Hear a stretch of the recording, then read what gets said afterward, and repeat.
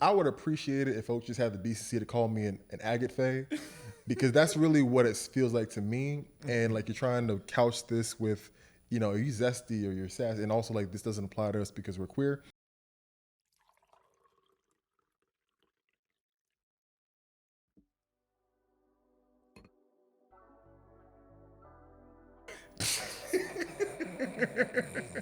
I can't take it serious at all.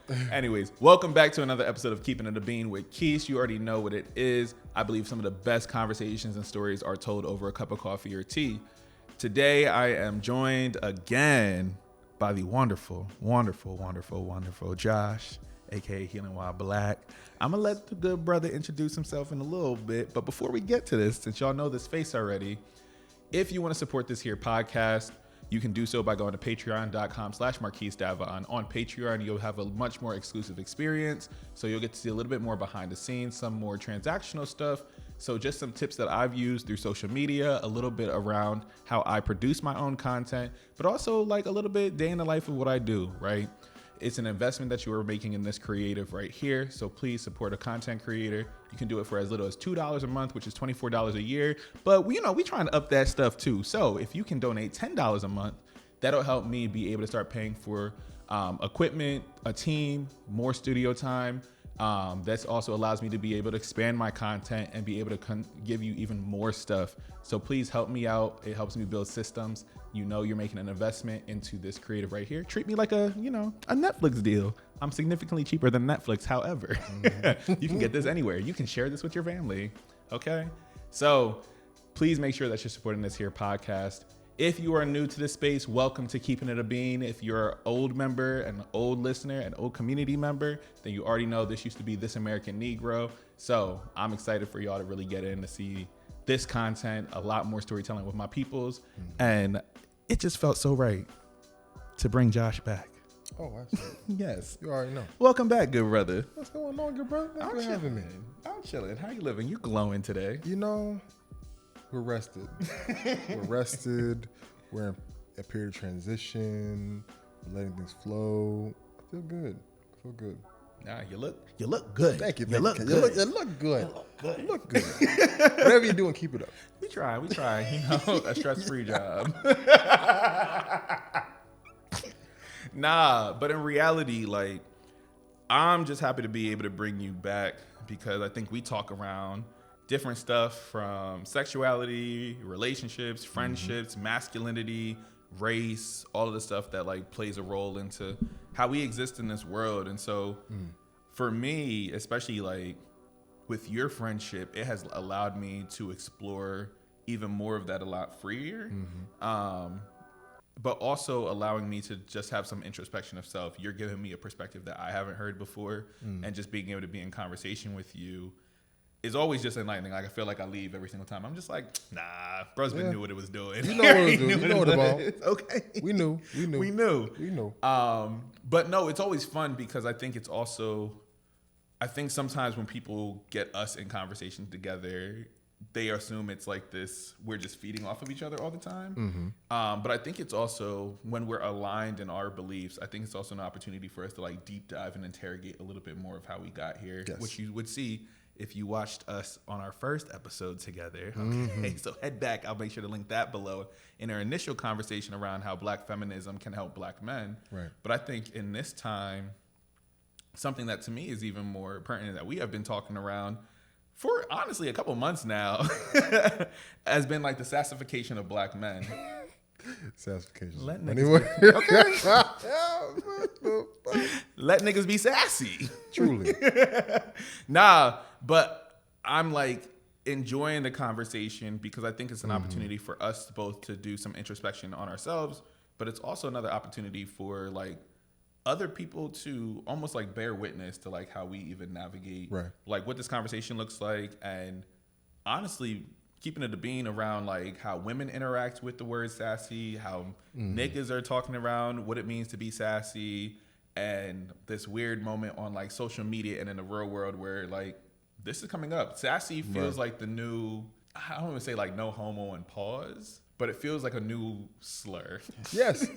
And we said it before. Lightly coded. I'm not going to say it, but I'll use Pig Latin. I would appreciate it if folks just had the decency to call me an agate fae, because that's really what it feels like to me. And like you're trying to couch this with, are you zesty or you're sassy? And also like this doesn't apply to us because we're queer, but hearing like straight men, cisgender, heterosexual men, like weaponize that toward other cisgender, heterosexual men, right, or even queer men too, who just seem to be doing the work, be it emotional, physical, psychological, it's alarming. Right. It's alarming. And I want to take it back a little bit too. We got to do some level setting, truly, because everybody coming in from different vantage points. Right. You already know what it is. But when you think around how people have been interacting with this word sassy, when you think of sassy, what is like one of the first things that come to your mind? I think of a brother who more likely than not is either, more likely than not, cisgender, heterosexual,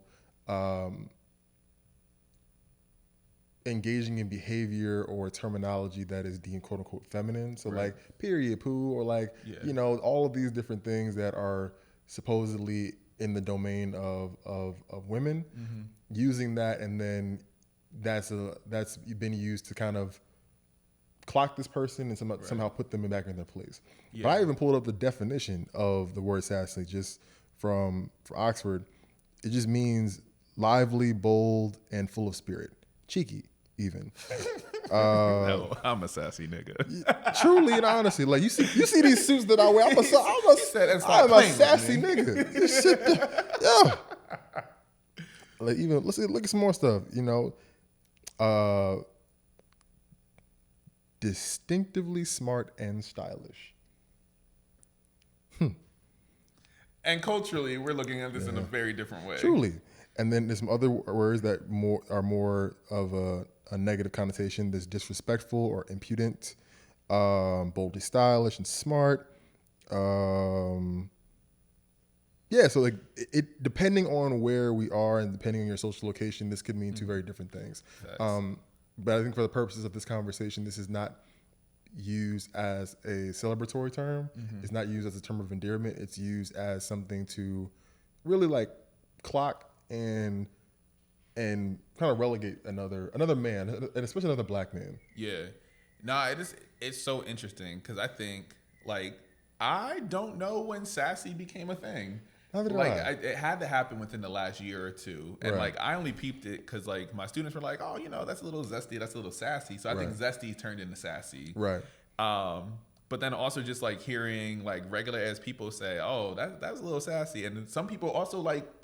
Some niggas also like claiming it too. Truly. Like, oh no, I'm sassy. Stop playing with me. Yeah. Like I'm allowed to. But it's interesting when they utilize the word sassy too, because sassy comes along with niggas who like to get their nails done, manicures, pedicures. So it's like expanding this idea of what masculinity can be, but we have to qualify it on some shit. So, and I think I started to pay attention to it a little bit more when that soft life and black men conversation started coming up, and they're just like, why do black men have to have this soft life? Like, why are they trying to get go to the spa and like get an attitude, and niggas suddenly want to block me and this, that, and the third.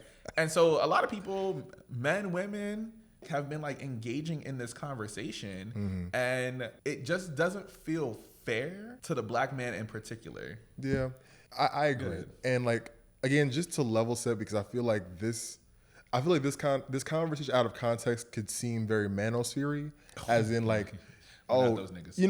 We're not those niggas, and like we have the basis, we have the grounding, we also have the lived experience to talk about this in a nuanced way instead of, oh, look at these black women who are like making black men's life so hard and blah blah blah blah blah. Right. That's not the point. I think it's really important to name that, because I do think that people could take this and run with it, and saying that, oh, wow, look at these guys who are saying like, oh, it's black women's fault that black men aren't be able to express their emotions. That's not what we're saying at all. But I think, to your point, it's important to interrogate like how we're all complicit in what this really is. It's patriarchy at its finest. It's internalized or even externalized homophobia, queerphobia, femphobia, and again, to your point, it doesn't really feel fair because I do see this kind of put on to brothers who are just truly and honestly doing what we're asked to do, which is, hey, you let go of this macho man stereotype, right? Like have lighten up, right? You don't everything doesn't have to be rigid and stoic. And then, you know, and even not even going to your point about getting nails done, I just see it as like youngins dancing, right? Oh, when the hips started, right? I ain't fucking with no nigga who's like shaking his hips like that. Like, I can't take him serious. What? I'm like, yo, you're unhinged. You know what I mean? I'm like, for real, that's where we are, right? So I don't know. It bugs me because it bugs me because again, it seems like the goalpost is always moving, and again, like anybody who is familiar with our work knows that we hold Black men's feet to the fire, for lack of a better words, because we love them, right? And like again, that Baldwin quote: "If I love you, I have to make you conscious of things you are not seeing, and because I love you, I reserve the right to criticize and critique." And I'm also seeing a number of brothers who are just trying to just live life on their own terms, do better, you know, move in their masculinity in a lighter way, you know, not lighter meaning skin color, but more so like lighter meaning like freeing ourselves of these points. The lighter ones do get a little bit more freedom than these niggas. And we're gonna talk about that too. We're gonna talk about that because you know a sassy nigga who is not, you know, our height, our build, our complexion definitely gets a lot more licenses, but that's another story. Actually, it's not another story for another day. It's actually a story for this day. Yeah. But all that to say, I am still alarmed as to how this conversation is playing out. Yeah, because I think it's also just like it kind of reinforces like the idea that masculinity must look one way and must maintain this certain level of ideal, right? Right. And so, like, I think the piece for me where I started recognizing, that niggas were engaging in this conversation. I wouldn't even say niggas are engaging in a conversation necessarily. I think it's just like another way to police Black men. Yeah. And more particularly, like, have them show up in a way that's just inhumane, right? Yeah. And so I think about it a lot of the time and for me, I'm thinking about it from like more of a cultural standpoint too. Right. And so when I'm looking at like Caribbean people, Latino people, yes, there's still like this muchísimo. There's still like this idea of what a masculine presenting person can be. But when you brought up the hips and like the hips dancing and shit, it had made me think about that. I was like, but hips are used regularly within like our culture, within so much. And so when we're thinking around dancing, it makes me even think around like more particularly like what is this American experience that relegates niggas to not being able to even like move in a way that just makes sense and could be even closer to like our own culture that we do regularly, right? Like we demonize dancing and we hypersexualize dancing, but we do it into a space that is only associated with like only women are supposed to move their body like this. But in reality, if we're looking at like Latin ballroom, you're bringing a person in and the hips are moving together. The body is moving together, right? We look at twerking and we demonize it and we're just like, no, this is something that niggas do in the Caribbean. This is what people do on the continent. Like these are regular things that are going on. And so it's like really interests me on like how we look at masculinity from a Western context and then also like the way that we police it in different ways, because those are moments where we might look at that from the outside and be like, oh, that's a little sassy, that's a little zesty, that's a little different. Thinking as we are critiquing other men in these spaces too. And so I think about this a lot, just because I grew up on Latin ballroom, right? Bachata, right? Merengue, like this is what we grew up on. And so I'm just like, nah, this is how people just move. It's not necessarily hypersexualization. It's actually like a very visceral and beautiful experience of two people being able to dance together and celebrate each other. And it doesn't have to have anything behind it. But that was like a camaraderie. That's a cultural piece. It's a communal piece. Right. And so I'm also wondering, like, as we think about it, there does feel like there is this extra layer of policing and this weird moment of just trying to utilize sassiness to shame men back into being what a quote unquote traditional man needs to be. I agree. I wholeheartedly agree. And it's not subtle by any means. And I think about what you mentioned in the context of dancing, right? This is acceptable when it is in pursuit of a dance with another woman, right? and I you ate that. you know, and I think about that as this is we in Philly, right? Like youngins hitting the dance. Like I find more pushback when like a group of youngins are just like hitting it together versus like when a group of young women are hitting it together, young girls,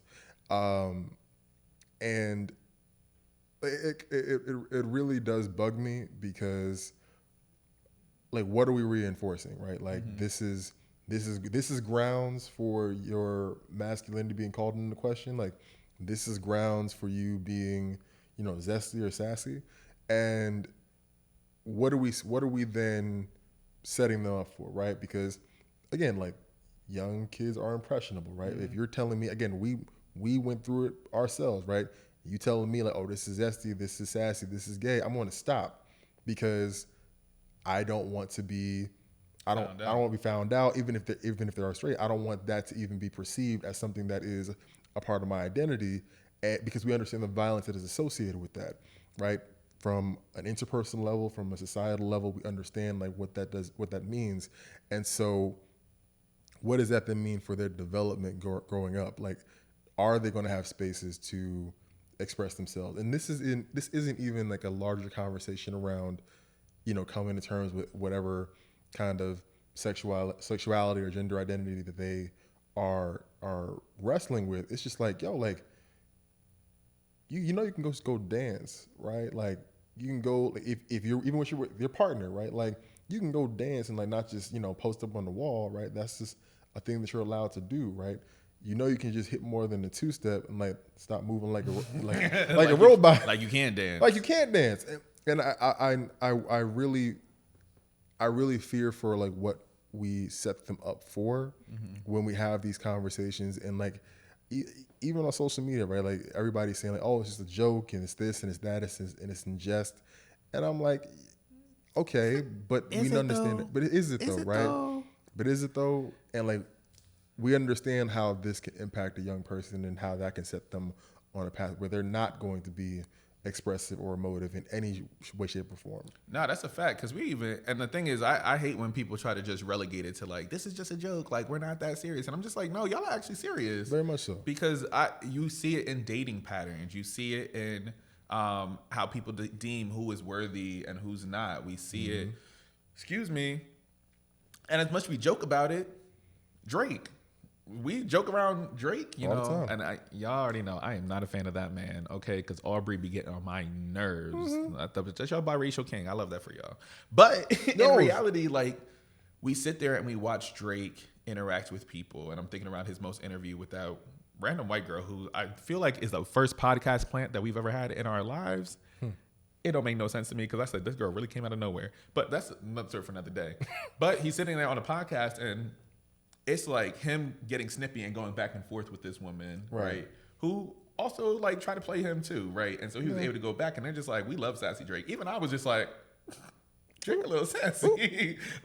And I did it too. Okay, we're all victims of patriarchy. All of us. But but in reality, like I really had a moment where I sat there and I looked and I said, yeah, I'm doing this in jest, but it's also just like, but why was Sassy the first thing that came to my mind? And was it like, and I had to think about it because I was like, oh, is this a particular movement that he did? Is it because it's just Drake? Like, and also just thinking around, and you know what? This isn't me qualifying it, but it is making me think about this. So you're watching me process in real time. I'm also just like, I think I get frustrated sometimes by the performance of him being sassy. And because I also feel like he's recently just been like playing around a little bit more. But niggas who are actually queer and actually like play with different hairstyles and gender expression and are able to like go back and forth, there is like this idea that like the niggas who are just like, well, no, this, they immediately associate that with sassy, queerness, femininity, all of that, because they're just like, well, why do you have to be so like out there? Why do you have to be doing this, right? And so I think, doing too much is what they say. And so I even think around that of like adults who don't like boys who push back against them. Yeah. Right? I think about like there was a couple of kids and there was a conversation that was had and they were just like, well, maybe if they weren't just so like out there. Right. And I said, gay, femme? words mean things. But say what you mean.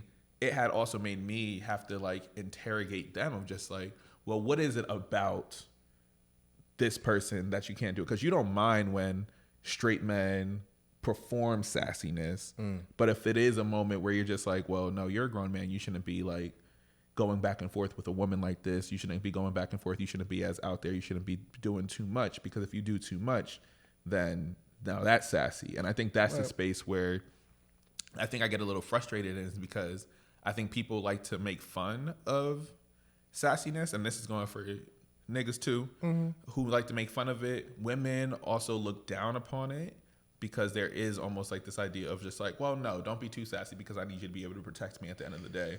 And so I think like there's so much that goes into it. I know this, I'm putting it all together because I think around the child's experience, hearing that from an adult of just like, don't be doing too much. I think around it in our matriculation as we begin dating, and also just like, what does it look like for you to be having a moment and you need that person to just just see you, right? Yeah. And also in a moment of like also defending yourself. Like, does it look like, can I go back and forth with you and not have to be deemed as sassy right away too? Right. And so I am thinking around it in terms of like presentation, everyday habits, and then how much we are also like forced to quiet that aspect of self, right? Because everybody got a breaking point. Everybody got an attitude every once in a day. All the time. And honestly, some niggas be real sassy with their mouths, and I'd be like, whoa, watch your mouth. And that's facts. But in reality, I just don't think that there's enough space given to explore everything that comes along with this idea of being sassy. Because when we look at it in terms of moments, we're looking at hand gestures, we're looking at expression, we're also looking at tone of voice and how people are talking to each other. Right. And so our interactions, even that, are policed. And I think to your point, I agree with all the things you said. We do give space to that, because how do you explain Prince? Right? Like, Prince was the sassiest black man I've ever seen. But he had money to do it. Right. But like, I think about this, and we use Prince as, you know, in our conversations, we bring up the GIFs. You say GIFs? Something like that. Wow. Yeah, whatever. I feel like I don't know you. See? Sassy. Wow. Toxic. Healing while black. You see what I'm saying? Sassy while black. I'm just saying, you know, you brought it up. I was gonna let it rock. But anyway. Anti motherfucking ways. Back to these two sassy niggas having this conversation. But even to that point, right? It's acceptable in certain areas, and it's not acceptable in others. Right? Because you can't tell me that Prince was not the epitome of a sassy black man, right? He was throwing shade like I had never seen before in my life, but somehow that's, you know, acceptable because he was entertaining us. It's not acceptable for this boy who is sitting in front of you. And I'm not even saying that you have to do all of that, but I'm saying is even go back to the Drake point, right? Is the idea that I'm supposed to just accept whatever treatment because I am a man. Is the idea that I'm supposed to accept anybody talking to me any kind of way because I'm a man. I'm supposed to be able to take it. Right. And I think about this from like, what is the alternative that you would have wanted from Drake in that moment? Like, do you want her to like curse this woman out? Do you want her to hit her? Do you want him to just bottle it up? I'm pretty sure like that's the bottling up is the acceptable response. And I want to give a shout out to Amber Riley, because she was mentioning that we're conditioned that masculinity is supposed to be emotionless and silent. Right. And when any man deviates from that, it's not acceptable. Right. So even in that moment, like, you're supposed to just either like brush it off or, you know, take it or whomever. But no, like, and I think this is where we have this conversation, like sassiness. Like, what are we actually talking about? Like, what is the definition of sassiness? Because from what I've been seeing on social media, it really does seem like men, brothers, saying, this is how I want to be treated, and this is how I don't want to be treated, and this is how I'm going to move throughout my humanity, my masculinity, and that seems to be the problem.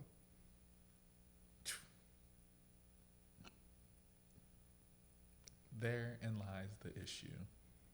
Nah, but I appreciate you bringing that shit up because I think that's also like the other piece to it, right? Like, I really be sitting there, I'm just like, oh, there is a particular like response that people are used to. There is a particular way that people expect men to have to show up because this is how niggas have been conditioned, right? And everybody, and all right, so I jokingly said it, but we are all victims of patriarchy, but we all participate in that stuff too. And so it is like this extra layer of conversation of just like, when do you begin to unlearn these expectations that we put onto men, and more particularly what we put onto black men? Because I do see other non-black people or lighter skinned black people be able to explore their femininity, their quote unquote sassiness, and purpose of the conversation, sassiness, in a way that actually isn't questioned, right? So Prince gets to do it, Drake gets to do it, white men definitely do it regularly. Like, they are able to explore so much a little bit more and not necessarily be judged for it. Right. And so, and I'm not saying that's everywhere, because I also think like regionally, these things are different too. So what happens on the West Coast is very different from East Coast, right? And I think also generationally, that also plays an impact in it too, because I had realized like niggas from the South, their masculinity and their social contract on masculinity is very different from niggas in the Northeast, right? And then niggas on the West, very different. Niggas in the Midwest, very different, right? And so I think even from a regional standpoint, and again, we're talking particularly around, what I'm talking about is particularly like American masculinity and like what we have to interact with in that component as well. Right. And so as we continue to engage in this conversation, the things I am now thinking around are, one, on a basic level, who are some of the sassiest niggas you know? And do you give them space to be sassy? But then also from our conversation too, is what are the steps we put in place to begin to unlearn? Right. Because I think we can analyze the situation, be able to see it, but I think that space of, oh, let me actually take time to actually unlearn some of these habits that have been ingrained in me for so long. Right. And so I want to just make sure now we're going to exit like the theoretical part and the observation part, but also like sit back and like let us two talk around our own shit. So I really wanted us to have the opportunity to now take it outside of the theoretical and really get into like our own personal journeys, because I do feel like there are times where like we will talk and it's definitely just like, all right, so y'all done with your dissertation, now let's talk about y'all experience. All right. And I think that's always like a difficult part, because sometimes there is like this level of like removal, and that I think we get from like the niggas who want to do the work. Yeah. We always are able to prescribe, or always able to like talk, but I don't know if we ever talk authentically around like our experience with either being called sassy or being a little bit different, exploring our sexuality, but also how that shows up in like partnerships and friendships and any relationship possible. And so I said, one thing about Josh and I, we always gonna quote bell hooks. Always. And so tell me about this, because you had mentioned this quote, and I think it's like a beautiful anchor for the rest of the conversation we're gonna have in this segment. Yeah, I remember it was in All About Love, and I'm pretty sure it was in All About Love, touched on it in The Will to Change, and I know there was definitely conversations in We Real Cool, but this discomfort that Bell Hooks talked about when hearing her man express vulnerabilities, and how that really messed with this idea of like this protector provider. And again, that's why we are very clear on we are not holier than thou, and there's a lot of wrestling that needs to be done with these topics, and learning from people who have dedicated their lives wrestling with these topics. We are nowhere near done, and I think it's really important to do that, because I've also been on the receiving end of that, right? I've also been on the receiving end of partners who implicitly question my masculinity when this like armor came off, right? When there was like a conversation or a tough conversation around vulnerability, or how really having to say like, the way in which you are then engaging with me is not the way I want to then be in relationship. And in actuality, I'm starting to feel very heterosexual. Am I straightening up? Am I straightening up?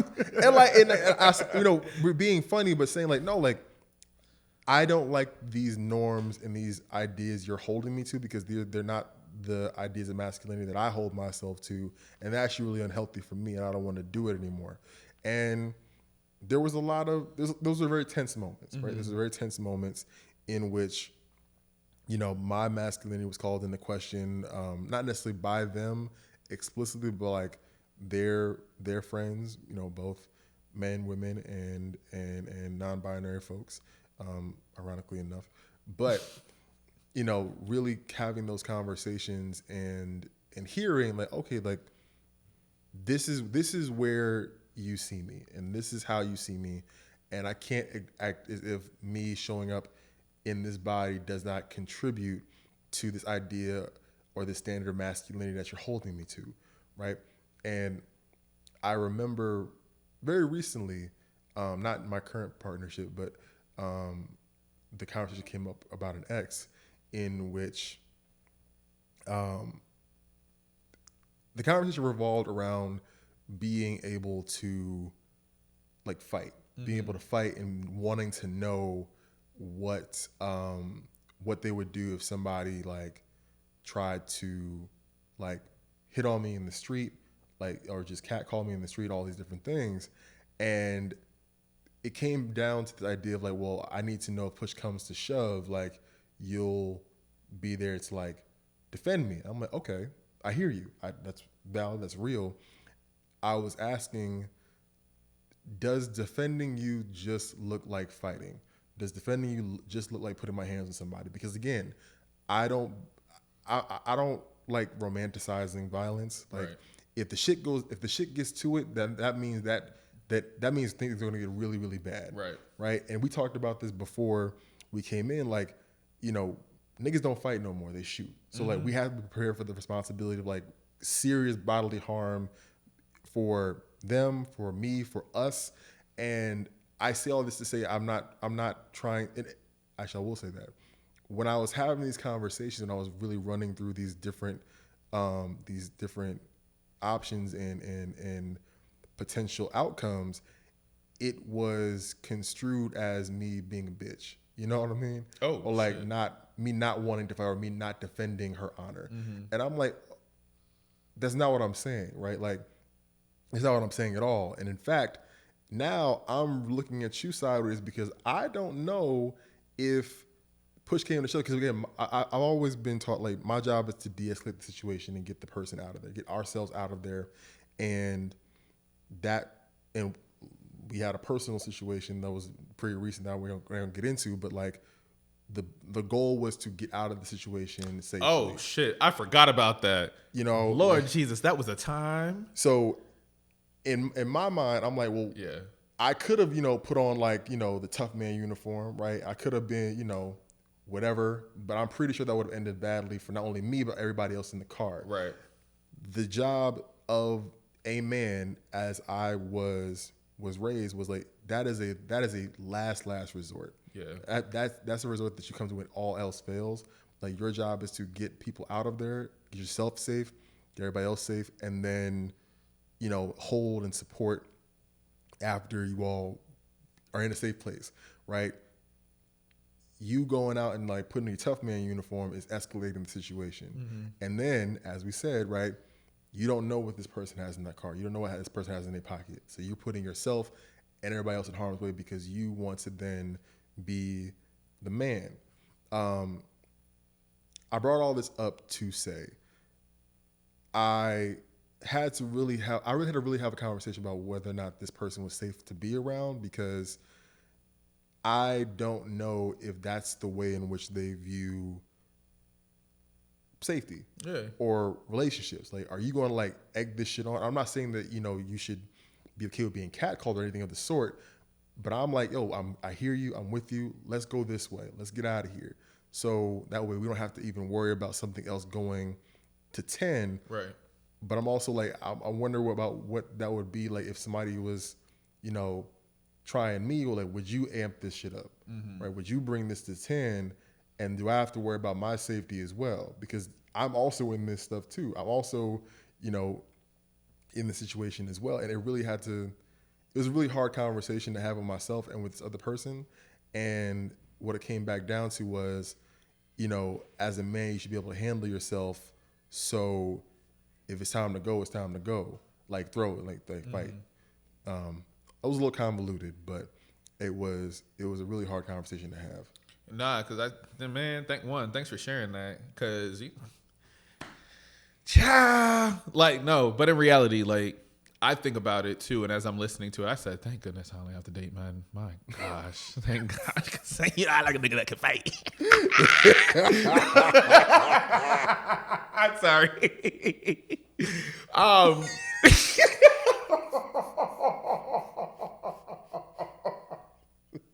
You know, my niggas is 6 foot and above. It might be my toxic trait. You're toxic. You're so toxic. No, but in reality, You want me to fight? What? You want me to fight? I didn't say that. Yes, you did. No, I didn't. You need a soldiers. Nah, I like to fight. No, but in reality, I need a soldier. Why are we on this conversation? I don't know. It's my fault. I did it. It's all right. We're here now. Nah, but in reality, like, I think it is like a beauty of like, one, good for you for being able to like interrogate that and understand that, because I think there is a part that, like, from a heteronormative standpoint, has always been this expectation that niggas have to simply be physical in order to do it. And all right, nerd out with me for a second. You already knew the nerd out was coming. Come on. I'm with you. But I think historically, like, that has always been the role of man, is to be physical. So right. When you think around back into the day, a man's value was based on his ability to hunt. His value was based on his ability to lift. His value is based on his physical traits. And so we're also entering a space. And even as we transition into what it was, where did men go? The factories. Where did men go? You need to be ready for war. You need to be ready to put your body on the line, because this is the most masculine thing you can do. But masculinity was also associated with work. Work is associated with your man's value, right? And so your ability to utilize your body and be strong has always been an indicator of your masculinity. Your ability to protect the family has always been part of your masculinity. And that's not necessarily saying it's a bad thing, but we need to be in a yes and moment as well. Agreed. And so, yes, I can protect. Yes, I can bring value. Yes, I can do this. And I need emotional safety. Yeah. I need security. I need you to be able to also take care of me in the ways in which that you're asking me to take care of the rest of the world. And more in particular, as Black men, we have always been conditioned to have to take care of the rest of the world. The expectations will be there. And yes, Black women have to take up the mantle, because if the Black man is removed from the home, Black women have to, they're the backbone of the community 9 times out of 10. Mm-hmm. And so it is really getting into like this more nuanced conversation of just like, one, how are we expecting niggas to be able to show up in the best way possible and the most humane way possible? Because I think for you were put into a situation where it necessarily wasn't humane, right? Mm-hmm. Like, you're expected to have to hop up into some beef and have to prove your masculinity to prove that you can protect this person. Right. And I think it's also just indicative of your size as well, right? Like, what are you, 6'3"? 6'3". 6'3"? Yeah. 6'2". Okay. Big nigga. We some big niggas. Okay. But there is like an implicit expectation that you're good to put yourself in harm to protect no matter what, because it is an expectation that you cannot deviate away from this. Right. I know I had that expectation put onto me. Yeah. And like, even, it happens in dating too. I'll be honest. Yeah. I tend to attract. Say it. The femmes. Just to attract them. And it just happens because, and they jokingly have said it before, but they're just like, oh, you look like you can protect me. Mm-hmm. You look like you can do this. And so even as we still dive into like heteronormative stuff and non-traditional relationships, right? Mm-hmm. And relationship structures, that has been an expectation that was put on to me by other niggas. And I sat there, I said, I was like, wait a minute, hold on. I thought we was queer. Well, how we get here? We can redefine what this looks like. Truly. And so I think when we do engage in these conversations, a space of unlearning and a space of having to renegotiate what this idea of sassiness looks like, or we renegotiate what these ideas of how we're expected to show up look like. Right. It is having to really unlearn centuries and centuries and centuries of what men were supposed to do. Mm-hmm. And so as I'm listening to this, it's also recognizing that everybody has to once again do their part in terms of unlearning. They have to do their part in terms of making new expectations. Absolutely. There needs to be a new social contract that happens. And to be honest, I do think like same sex, same gender loving, queer relationships, non-traditional relationship structures have given space for this thing to happen. I'm not saying that stuff is perfect either, right? No. I think for me in relationships, in theory, I have a lot of ideals of what like a structure could look like, what a man is supposed to do, how a man is to provide. But in reality, like that makes sense in my head, but in action, in practice, I now have to renegotiate some emotional stuff. I now have to renegotiate what I was told as a kid and what I have to learn now as a grown man on my own. Yep. Triggers that I did not know was there. Like I'm dealing with severe stress around, am I inadequate? Like, am I adequate enough for people? Has always been a thing for me. And so this idea of wanting to be affirmed in terms of like me being enough, and then this other space of I should be able to like manage my own emotions and like do this on my own, doesn't make sense. Because if I'm stoic and if I'm supposed to be in solitude as what a man's supposed to do, there's no way I'll ever get like the affirmation and the reassurance that I need in this moment in time, right? It's impossible. It's impossible. So we're trying to self-actualize without ever like doing the interrogation. And so I think around this a lot, and y'all know, thank you for sticking with me during my nerd out session. But I think about this a lot in terms of like what we can say we want in a relationship and our ideas of what a relationship should look like versus like our actual experiences. Because I think sometimes, and I do it too, like I live in this ideal of what me and my nigga will be doing. But in reality, when I get down to it, there are things that I have expectations for, but it may not look the way that I want it to look, but it's still everything I'm asking for. And so really having to like renegotiate like what these ideals could be, but also from a societal standpoint, like what works for you is what works for you too. And that should look similar. I mean, it should look different for everybody in terms of like how we're showing up in relationships, but also these annoying ass expectations that honestly, these high school ass expectations that we put on each other. Like, nah, my nigga gonna want to fight for me. You untake a grenade for me? I blame Bruno Mars. I'm not catching a grenade for you. I mean, low key, I blame Luther. Like, you know, I'd rather have bad times with you than good times by myself.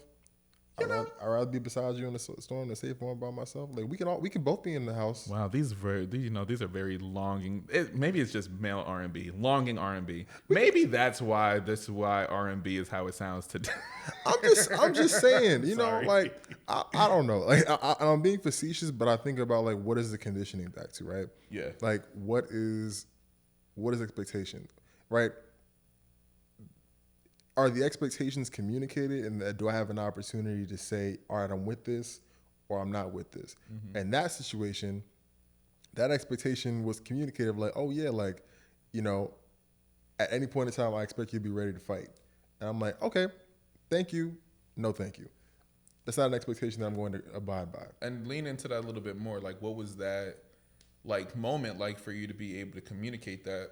And if it was easy at that time, how did you get to that point? Oh no, it wasn't easy at the time at all because I really had to like sit with like. So you mean to tell me that like what you're telling me is that you expect me to be ready at a moment's notice to put myself in a potentially fatal situation for no other reason but to defend honor, right? I'm not saying that, and to your point, right? The idea of like, does fighting for you, does protection, does defense have to be physical? And my answer is no. There's so many ways that men can protect women. There's so many ways that black men can protect black women. And sometimes, yes, shit gotta shake. But again, is that the first resort or is it the last resort? But it seems like this is just the way in which I've been and we've been taught that, no, this is the premium. This is the standard.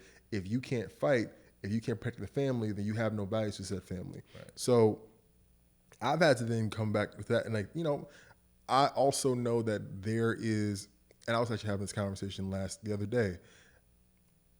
This is a gendered conversation, right? Like, by and large, people leave me alone on the street.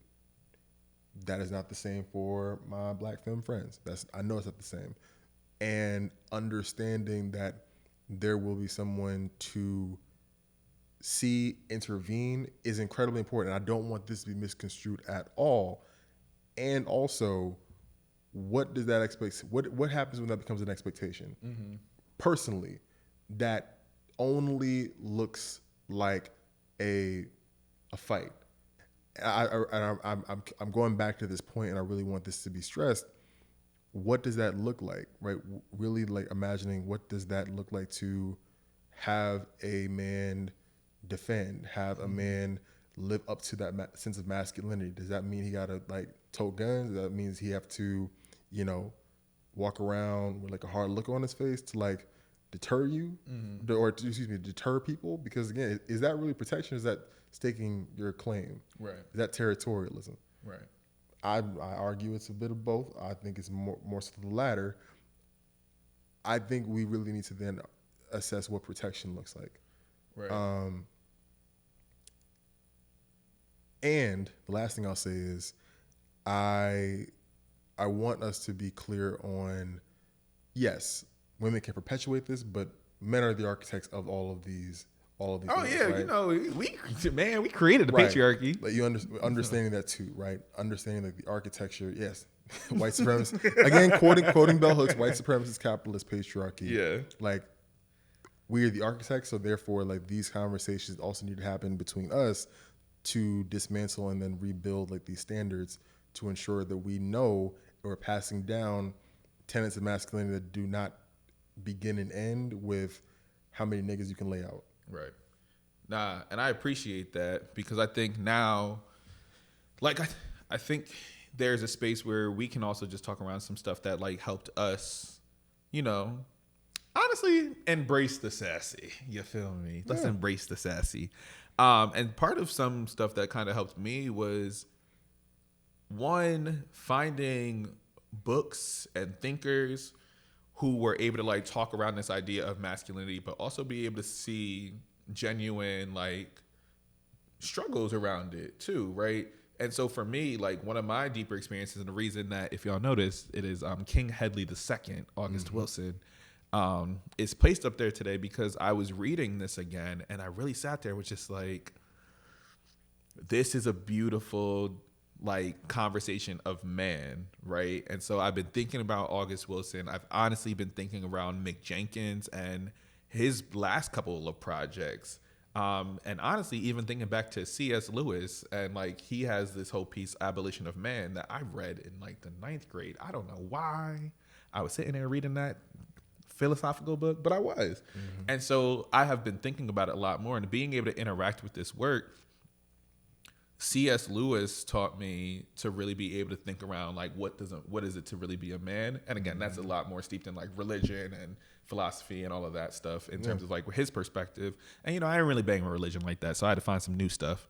But then experiencing, and y'all know I was referencing Go Tell It on the Mountain by James Baldwin, and then being able to witness more particularly like my love of theater and August Wilson's work in particular, is because he reminds us of the humanity of Black Americans, and more in particular like the flaws and beauty and the tug and war, the ebb and flow of the relationship between the man and the woman, and the feminine and the masculine energy. And I think he does such a beautiful job of putting it all together, because I sit there and I look at the characters and I'm just like, yes, these are different displays of what masculinity can look like. This is what some people are searching for. This is how complicated it can be, because there are expectations that are put there, and how they are able to like live through that. And so I think sometimes when we have these conversations, we're like, ideally, this is what the man is supposed to be, but also what does it look like in everyday life? And for me, it had begun to start looking like, all right, Marquise, are you listening enough? right? Marquise, what actually makes sense to you in this space enough? Marquise, are you actually stepping in when you need to step in? Because there are moments where oh Lord, they're gonna cuss me out. But there was like a moment recently, a few months ago, I was on the bus and this dude was wild drunk and flashing a gun on the bus in front of like this pregnant woman and a couple of students. And I sat there I got up on the bus and was just like, yo, like nobody else is doing anything. And you're going back and forth with this woman. And she's just like, your gun is making me uncomfortable and you're flashing around and you're drunk. And so in that moment, anything could happen. And my instinctually, I got up and was just like, yo, like, what are you doing? And he's just like, oh, it's not even like that. I'm not built like that. I'm not trying to do nothing. I'm just like, you have a gun and you're scaring people right now. Mind you, I got a nervous sweat going. I said, oh, shit. Yeah. I don't know why my adrenaline just told me to get my ass up, but I got up. I mean, right? You know why? There's a nigga with a gun on the bus. Truly. You know why he's sweating? Right. And so I'm just like, that's a moment that like fear was there and anxiety was there, but also I was just like, nobody else is going to do anything. And at that moment, I was like, all right, I don't want to be one of those people who perpetuate the bystander effect. Right. And like, I was like, oh shit, like I gotta, like in that moment, I was like, this is the manly thing to do. Like my default was to do that. And it was also just like, this can end it anyway. And I'm not trying, I'm trying to live a little bit. Yeah. Right. But also make sure like these kids were good. And so it was just like this moment of just like, watching this bystander effect and recognize like in that moment, I felt like the manly thing to do was to protect. And like, if anybody was going to get harmed, I'll put myself in harm's way for women and children and the elderly. And then it got indeed to this point after the fact of also just like afterwards, I was just like, ooh, you're shaking up a little bit. Yes. And like, what did I need in that moment? It was definitely just like reassurance and a hug and all of that stuff as well. Yeah. Because I was just like, oh, you did that without thinking. And like, it's just natural for me to, if somebody is uncomfortable, I'll be quick to say something. Right. But it's also like negotiating when and where to do that. Because now I also have to, thinking around to what you were talking about earlier, was just like, oh, is there an expectation that this is how I have to show up? Is there an expectation that nobody else is going to protect me, so I have to be the one to protect everybody else, right? And so I think that space of like having to unlearn like what this is, some of this stuff is going to instinctually just pop out of me. Right. And I think the other piece for me is also like going back and being able to know how to like pour into my cup is another skill that I had to learn and be able to identify what my needs were in those moments. Like, Marquise, yeah, you just got in front of a gun and like, you didn't think twice about it, right? And so I think about those times a little bit more and trying to be a little bit more intentional with like how I'm navigating, but also what are ways that I had to like learn to pour into myself again. And so I think those are some of the skills. And I'm saying I like zoned out for a little bit, but going back to it, definitely had to just think around like, what is this teaching me now? What do I have to, what am I still learning about myself? And how am I also setting an example for other young men who also may be experiencing like these moments? Because these kids are experiencing so many decisions now today that I remember experiencing younger. And I'm just like, you should not still be having to do this either. Yeah. And so when I think around some of the stuff that I engage in and like how I developed my masculinity and being comfortable in my masculinity, it definitely took years and years of unlearning and learning new things and learning language and not only looking at the theory, but also applying my experience at the same time. And so now, like, I'm reflecting on like that particular moment and thinking around like the skills that I have learned and the application and just some of the spaces that really influenced me. One, how'd you grow into your masculinity? And then also, what are some of your sassy qualities that you're just like, don't necessarily need a negative connotation, but but you utilize today? I think going back to our earlier episode, I took a lot of my cues on masculinity from the men around me in my life. And in part, like some of the sassiness too, some of those quote unquote sassy characteristics I definitely picked up from them too. I think the biggest thing would be just the meticulous way in which I dress. That I've definitely been called a sassy nigga just because like, you know, men should not put this much time and energy into what they wear. And I'm like, you know, again, right? if that's your definition of masculinity, so be it. It's all good. I was called sassy because I'm expressive. I use my hands for everything. Like I've also been called sassy because like, my face betrays me all the time. Like I be rolling my eyes, just like looking like really deadpan. Honestly, let's get into it. Oh, wow. Honestly? Wow, that just took me back. Right. Child, I swear, I don't like to interrupt people, but it really brought me back for a second. Right. It reminded me of, Mom, I love you, but you was a little toxic. I say that regularly. But she says, don't suck your teeth. That's what bitches do. I said, stop rolling your eyes. That's what girls do. Don't do this. Don't do that. And I'm sitting there, I'm just like, wow. But I remember like those moments and that, oh, wow. Because I left my notebook, so don't worry. That was my note for the beginning of like, when was you first called sassy? But you made me think about that piece too, because I sat there, was just like, oh yeah, our movements have been policed since the get-go. Yep. Like, don't cry, don't do this, don't do that. And I'm just like, oh, wow, this is everything you call sassy. It was hand movements for this, like, this, that. And I was like, don't do that. And I was like, don't do this. Okay. I mean, all right, cool. All right. Yeah. But keep going, I'm sorry. No, you're fine. You're good. And going into my adult years, reading/watching the dialogue between Nikki Giovanni and James Baldwin was really, really important for me. Especially, I'm sure a lot of folks have seen that clip when, Nikki read James around like, you're putting so much emphasis on being there and feeding the kids and paying the rent and all of those things are important, right? But you don't see how this is impacting your relationship with your woman, right? Yes. With your wife, right? Lie to me, right? You're putting on so much, you're doing all these particular things in the name of providing and protecting, and I get the least of you. I love you the most and I get least of you. And as I've gotten to the age into the space where like I have people that I'm responsible for, I see that, right? I definitely see that point around, you put so much stock into making money. You put so much stock into making sure everybody's okay. You don't realize that there is so much that you're missing because you're physically present but emotionally absent. Oof. Right?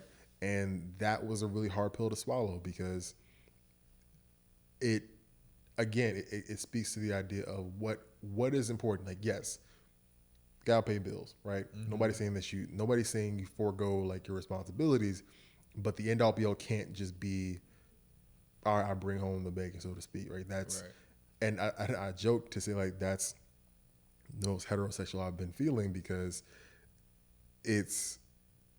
it goes back to the points that we always critique, right? Being more than just a quote unquote breadwinner, but how are you showing up for your family? How are you showing up for your partner? How are you showing up for the women in your life outside of what you can provide? And it was a real canon event. Like I really had to say, Josh, you're not practicing what you preach in this moment. Right. And it sucked. And also, well, what needs to change, right? And going back to, being that sassy point, right? Going back to, what is deemed, unmasculine and unmasculine behaviors, it's prioritizing your mental and emotional health. Like that's not something that we ever like were taught, right? Right. Nigga, suck it up. Go do it. Hey, put your big kid pants on, put your big boy pants on and get the shit done.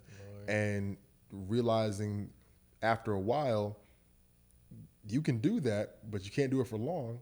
Because something will give, be it your emotional, physical, and or mental health, something's going to give in that moment. And so that's why I had to pivot. I'd leave my job, right? I realized that, yes, being a provider is important, but it does not take precedent over me being present for my partner. It doesn't take precedent over me being present for my family. It doesn't take precedent over myself. Right. And again, going back to the sassy period, right? Doing things because I just want to and because it makes me happy, right? Because again, going back to what we were talking about earlier on, like young boys just dancing, right? Having a good time, enjoying themselves, but that's somehow deemed, unmasculine, or that's deemed zesty behavior. I can't tell you how many times that you or I have done things that are truly feeding the spirit and truly just brought us joy, but we're tamped down. It's like, boys, don't do that. It's a lot. It's heavy. And it's funny. Like even upon me quitting my job and other men like interacting with me, they're just like, "So you really did it?" Yeah. And they were just like, "Wow, you took this like care of your mental health to the extreme. Like you're really gonna find something different." And I was like, "Child, who said my mental health was intact? I'm still anxious because I don't know what's next." However, it was almost this crazy idea of me choosing myself was so foreign to them, right?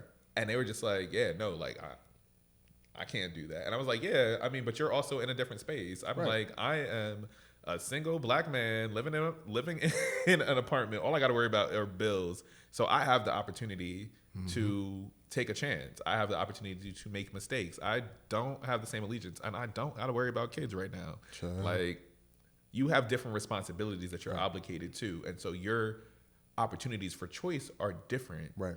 And so I'm just like, I don't want you to think that I'm just doing anything. Right. But I know it's not serving me right now. And so I'm just like, it's like even interesting, like even in recent conversation, this is as much as 2 weeks ago, like people just like, I can't do that. That doesn't make any sense to me. This can't work. This doesn't like, and I'm just like, you have a choice. Yeah. Responsibility. So your choices might be a little bit more limited than mine, but that's on you. Okay.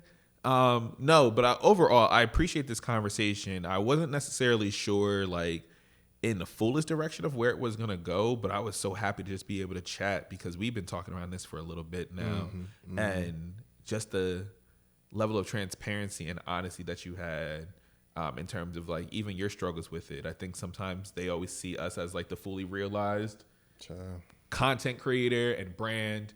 And sometimes I don't think we're ever honest around like how we got there. And so I thank you for this conversation. Oh, yes.